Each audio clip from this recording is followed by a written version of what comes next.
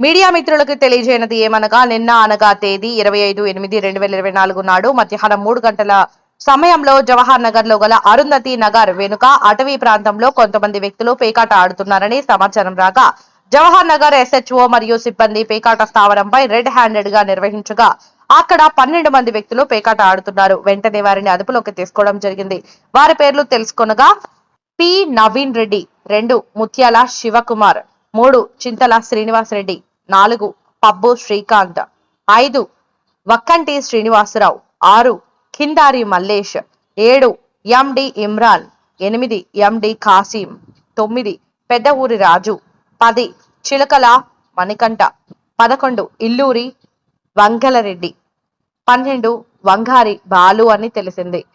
మరియు అక్కడ నేరస్తులము నుండి నిందితులకు చెందిన 1,90,600 రూపాయల నగదు మరియు సెల్ ఫోన్లు స్వాధీనం చేసుకోవడం జరిగింది. ఇటీ విషయంపై నిందితులపై కేసు నమోదు చేసి దర్యాప్తు చేయడం జరుగుతుంది.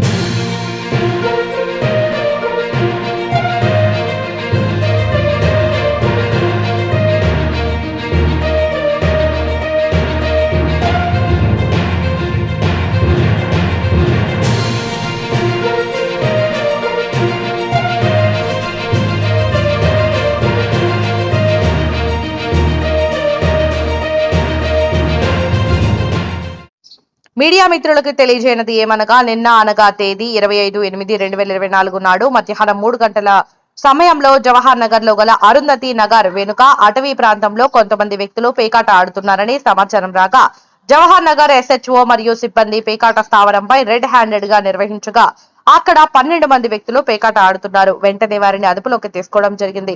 వారి పేర్లు తెలుసుకొనగా పి నవీన్ రెడ్డి, 2 ముత్యాల శివకుమార్, 3 చింతల శ్రీనివాస్ రెడ్డి, 4 పబ్బు శ్రీకాంత్, 5 వక్కంటి శ్రీనివాసరావు, 6 కిందారి మల్లేష్, 7 ఎండి ఇమ్రాన్, 8 ఎండి కాసిం, 9 పెద్ద ఊరి రాజు, 10 చిలకల మణికంఠ, 11 ఇల్లూరి వంగలరెడ్డి, 12 వంగారి బాలు అని తెలిసింది.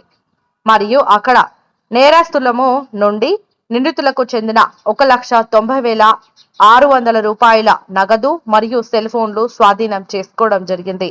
ఇటీ విషయంపై నిందితులపై కేసు నమోదు చేసి దర్యాప్తు చేయడం జరుగుతుంది.